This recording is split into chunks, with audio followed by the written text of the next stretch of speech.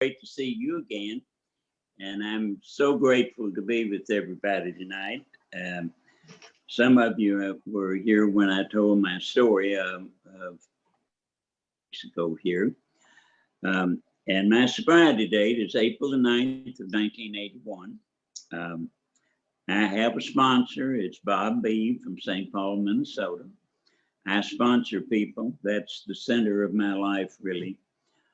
Giving talks and traveling and that sort of thing is great, but it's not what feeds me. What feeds me is sitting with one alcoholic one-on-one and going through this program of recovery, the 12 steps, and seeing the light come on in their eyes one more time. I have a home group, which is the Calm Down group. And I named that when we started it 35 years ago, because it meets on Wednesdays, and particularly at that time, by Wednesday, I really needed to calm down. And I chose a reading, and I will begin by reading the whole thing because it's really short.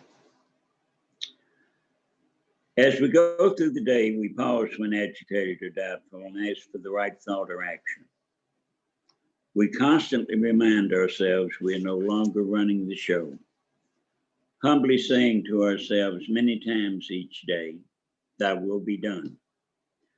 We are then in much less danger of excitement, fear, anger, worry, self-pity, or foolish decisions. We become much more efficient.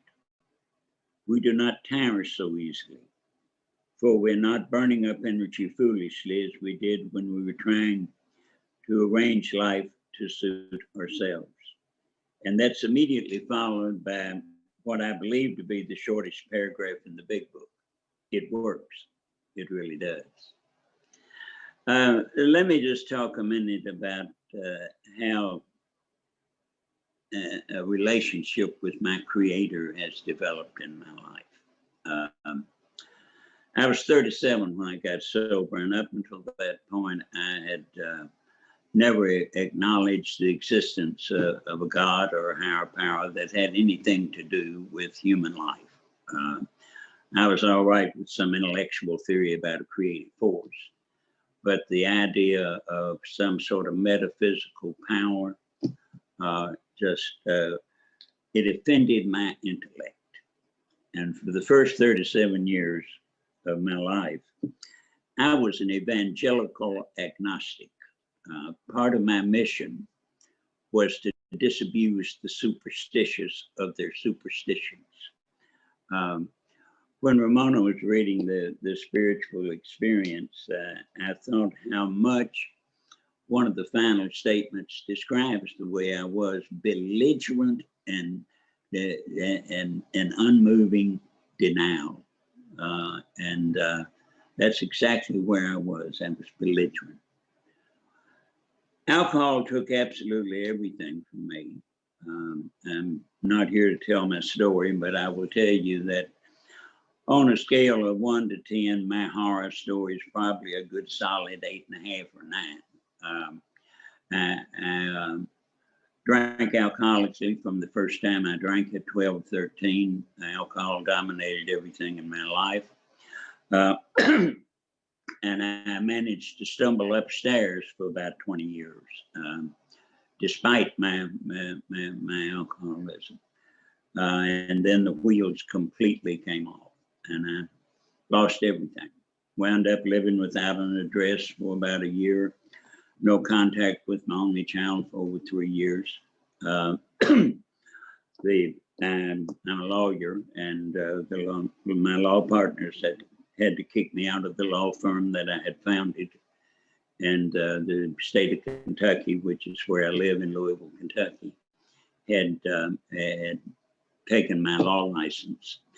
I had a new wife, and she had to leave me on account of my insanity. I was in some sort of asylum at least 18 times in the 2.5 years before I got sober. And she was staying with some girlfriends and died in an accident. I had no home, I had no car, I had no clothes, my teeth were rotting out of my head. So I got exposed to Alcoholics Anonymous. And from the very first time I saw the steps on the wall, the word God told me that this was not for me. The word God literally caused a physical reaction in me. It caused me to feel like the little hairs were standing up on the back of my neck. And as far as you people talking about higher power, I think that made me madder because I knew what you were doing. You were trying to backdoor me on that God crap. So the God thing kept running me out the doors of Alcoholics Anonymous. And I thank my loving God that alcohol kept running me back in until finally in April of 1981, miracle happened. I didn't know anything had changed. My mind had not changed about anything. My thoughts, feelings, beliefs were exactly the same. But what changed was that I began for the first time in my life to voluntarily follow suggestions about how to run my life. Even though I didn't understand those directions, I didn't agree with them. I didn't think they would work, and I certainly did not want to do them. And that gift of beginning to take action different from and better than the old crazy picture show in the back of my head is the only reason on earth that I'm here with you tonight to talk about the 11th step instead of having been rotting in a pauper's grave for over 39 years. So I'm delighted to talk about the 11th step. What happened, and this is very related to my 11th step today. What happened was that when I began to take action consistent with belief in the second step, the twin miracles happened. The first one was when I began to behave like a person would behave if they truly had come to believe that a power greater than themselves could get them out of the humanly hopeless dilemma that we all admit we're in if we've done step one properly. If I'd had to wait until the intellectual penny dropped, I'd have been in the pauper's grave. When I began to behave like a person who believed that, the first part of the miracle was that I got all of the benefits of being a believer. And the second part was, it turned out that belief and faith, to my utter shock, were just like everything else in my life. If I live another week from today, I'll be 77 years old. And I have never one time in my life thought, felt, or believed my way into right action. Every single time I've had to act my way into right thinking, feeling, and believing.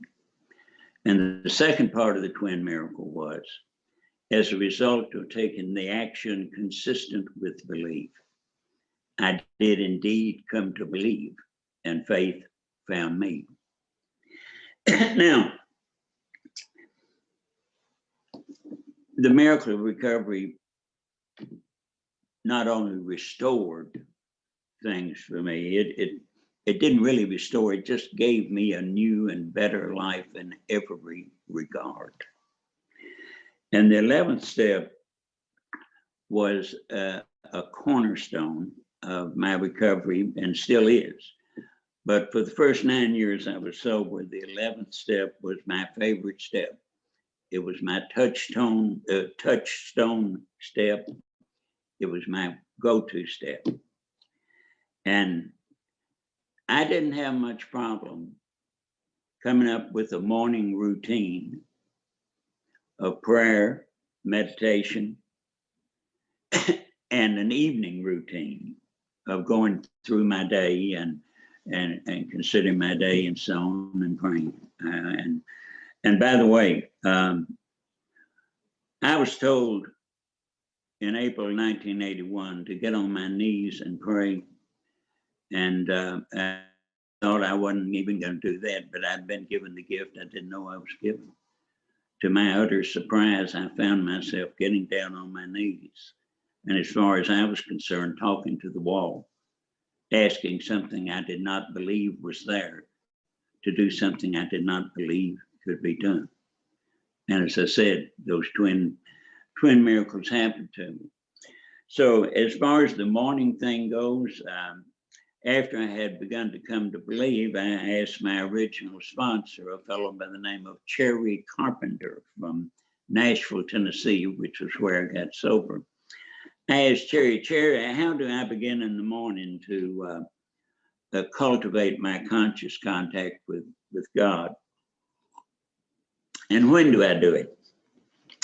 He said, well, if you look on page 86, it says that on awakening, we think about the 24 hours ahead, but before we even do that, we ask God to direct our thinking, especially asking that it be divorced from self-pity, self-seeking, or dishonest motives. And he told me that if the book had meant that I did that after I went to the bathroom, it would have said after we peed, we asked God to direct our thinking. And he explained to me that I needed to discipline and train myself to have that run through my mind when my eyes come open and I become conscious in the mornings. And he said there were two really good reasons I needed to do it that way. He said the first one was that I desperately needed to follow directions, especially when I didn't see any sense in it. And he said the other reason was that I was crazy enough to ruin the rest of my life between the bed and the bathroom if I hadn't made conscious contact with God. And the night thing, I've always used the big book on page 86 and gone through my day asking the questions that we ask ourselves there, and praying again on my knees at night. And I don't know how to stay sober without getting on my knees every morning and every night. And I could count the times I have not done that since the latter part of April of '81 on my 10 fingers. I don't tell people I sponsor they have to do anything, but I do tell them that it won't do them any good to ask me for any advice on how to stay sober without getting on your knees morning and night, because I have absolutely no experience in that. I was never able to stay sober until I began getting on my knees every morning and every night. Now, I began to worry about my prayer because of course, as our world is, my world was a total freaking mess when I got sober on every level. So my brain would be spinning after I'd come to believe. I'd be trying to pray and I'd be so obsessed with something, so afraid of something, that I couldn't remember sometimes the last word I just tried to pray. And it was absolutely clear to me that the words were bouncing off the walls and ceiling, and it couldn't possibly be doing any good. So I went to Cherry, my sponsor with that problem, and Cherry said, Don, your ego is going to kill you yet. He said, let's examine this. He said, are you under the impression that your higher power is unaware of your needs unless you clearly delineate them? He said, or maybe you think your higher power is so lacking in power that he or she is somewhere wringing their hands and saying, oh, I so hope Don says it exactly right. I'd really like to do this, but I can't do it unless he says the magic words. And he went on to say, Don, in your case, and he said, I know it's subconscious, but I think it's more malignant than that.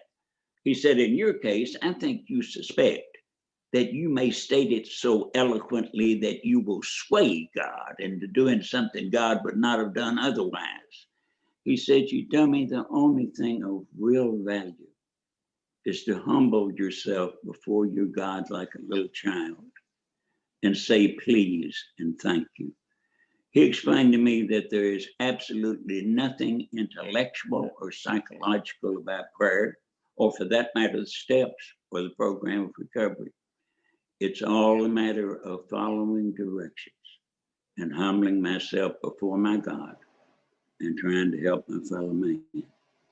But at any rate, I got straightened out on what I did morning and night. And I've been pretty good at that. I'm not telling you I've done the whole thing every morning, every night. I haven't. Probably batted about 800 over the last 39 years. But I would do that and basically think, wow, I've done the 11th step. And I had done somewhere between 2 and 5% of the 11th step. And that brings me to the portion of the big book that we read and that I want to really talk about tonight.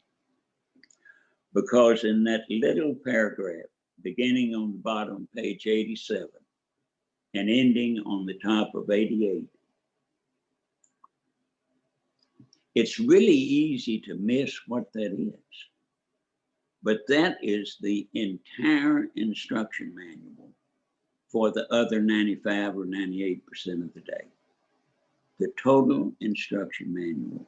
And then we're going to find out in going through that paragraph that the wonderful practical 11th step promises, the most pragmatic promises in the book, are in that same little paragraph and are dependent only on what we are told to do throughout all day, every day.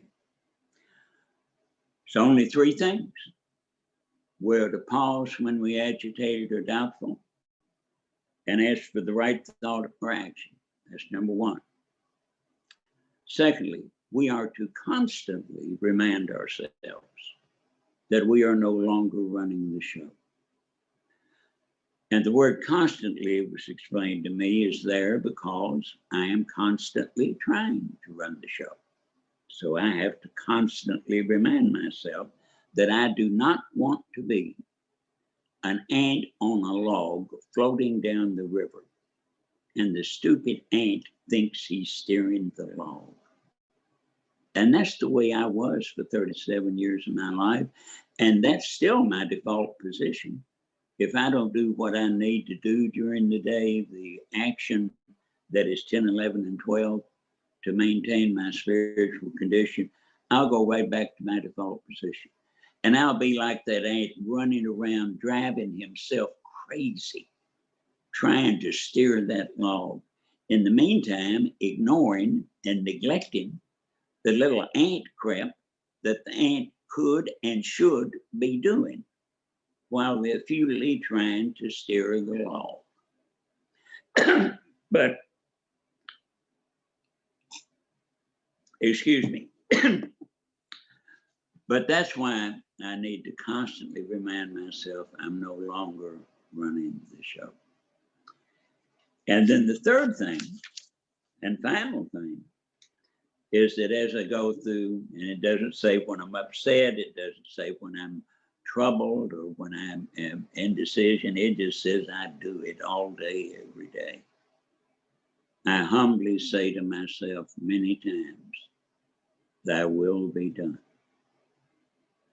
And if I will do those 3 simple things, that same paragraph goes on right after thy will be done to say we are then in much less danger of excitement, fear, anger, worry, self-pity, or foolish decisions. We become much more efficient. We do not tire so easily, for we're not burning up energy foolishly, as we did when we were trying to arrange life to suit ourselves. And then we get the big promise, it works. It really, really does. And like so many things in the big book, I think this is so difficult for us because it is so simple. And our brains and egos, at least mine do, and I think most of them do, of ours do. My brain and ego screams, the whole key to a successful, useful, peaceful, spiritual life can't possibly be that simple. My brain has got to be far more involved in engineering this than that. It can't possibly be that simple. Well, it is. Now, in conjunction with the "Thy will be done" for decades, I add to that from the prayer of St. Francis in the 12 and 12, I add to that praying throughout the day, trying to do it with every human encounter I have, to lay aside whether I get loved, comforted, and understood, and to seek to love, comfort, and understand whomever is in front of me. Now, along with that, I seek to give whoever or whatever is directly in front of me my entire interest, attention, and love.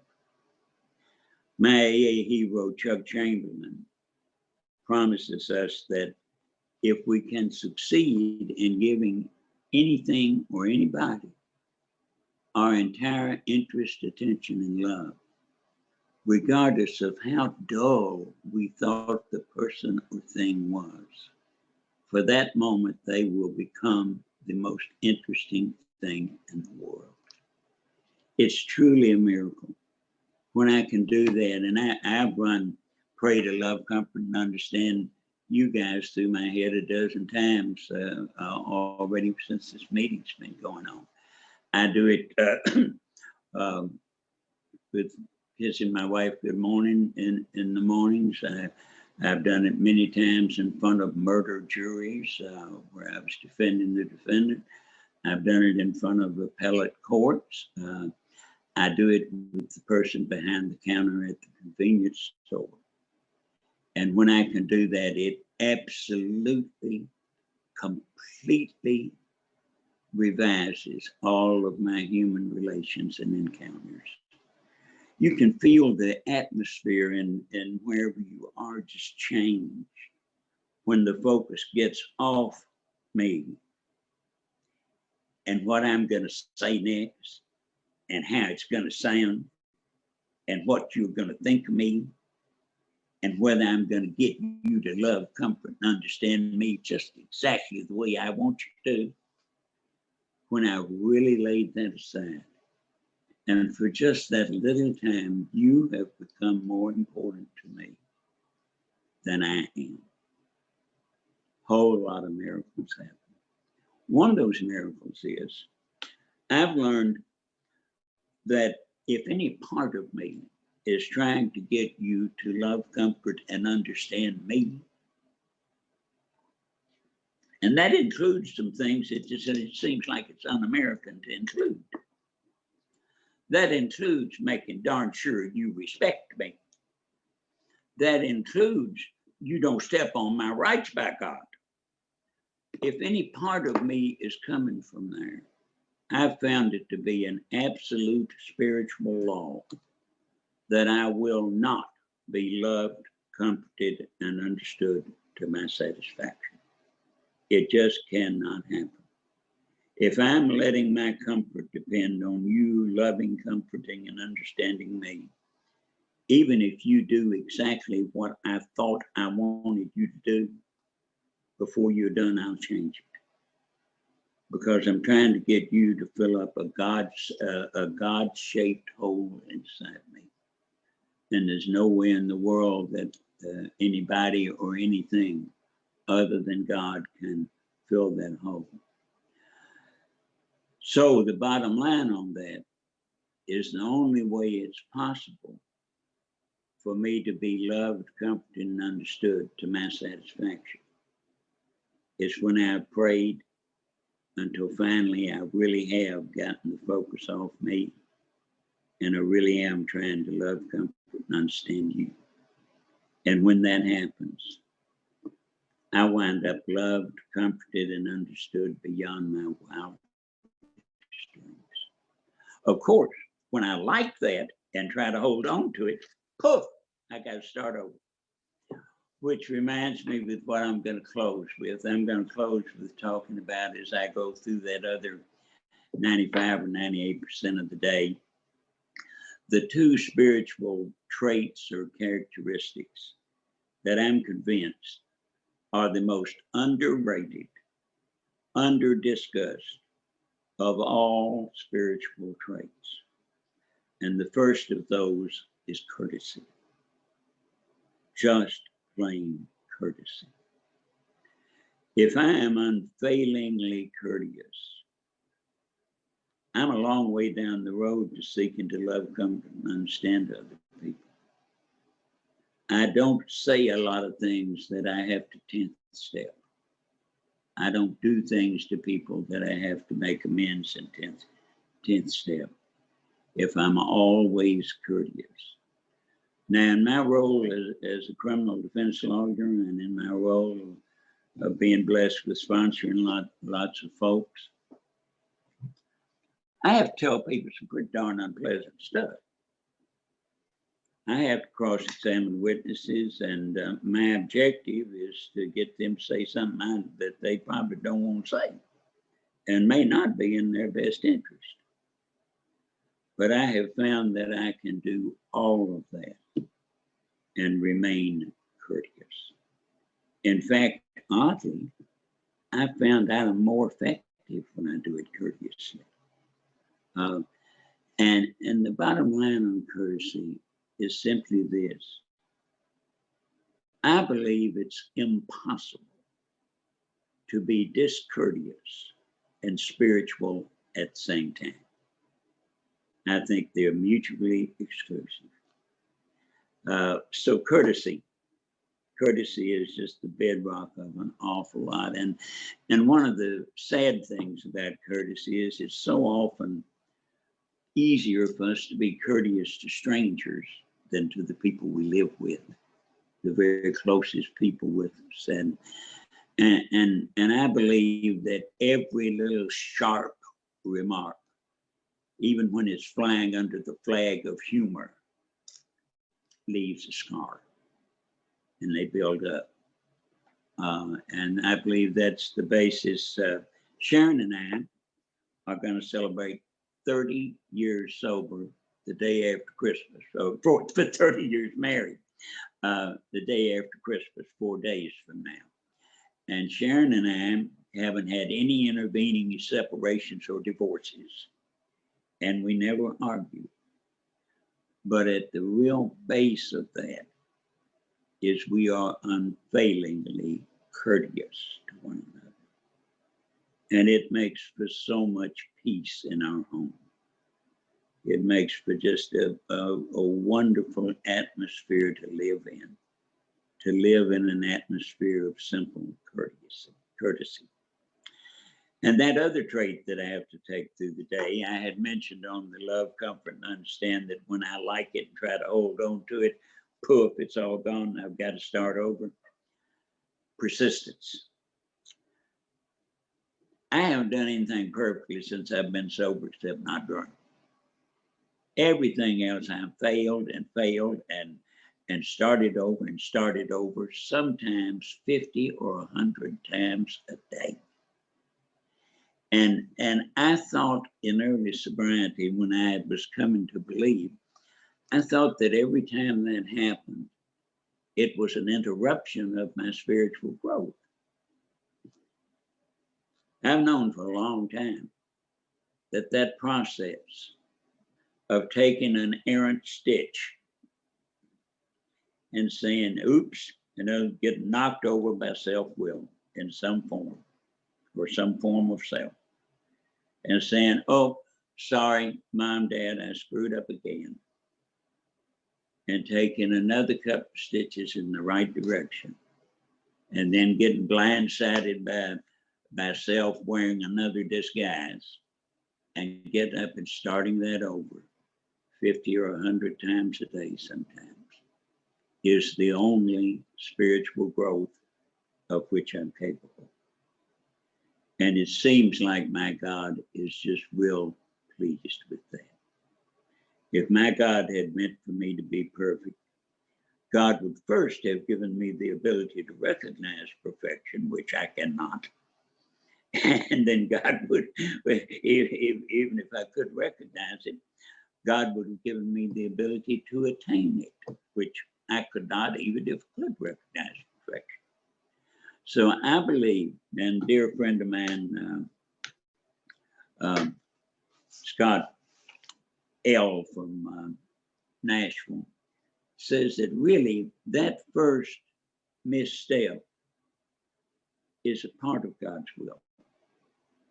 And if we recognize it and jump back on the beam and start taking the next stitch in the right place, God will weave even that error into the tapestry of our lives. Where we get in trouble is where we take a stitch in the wrong place and then we willfully and knowingly keep stitching in that direction. That's when I get outside of God's will. One little error corrected right away is not outside of God's will, it's part of God's will for me. But at any rate, I think I have exhausted my 40 minutes or just about it, and I so much appreciate being with you folks, and I'm looking forward to the discussion portion. Thank you guys so much, and God bless.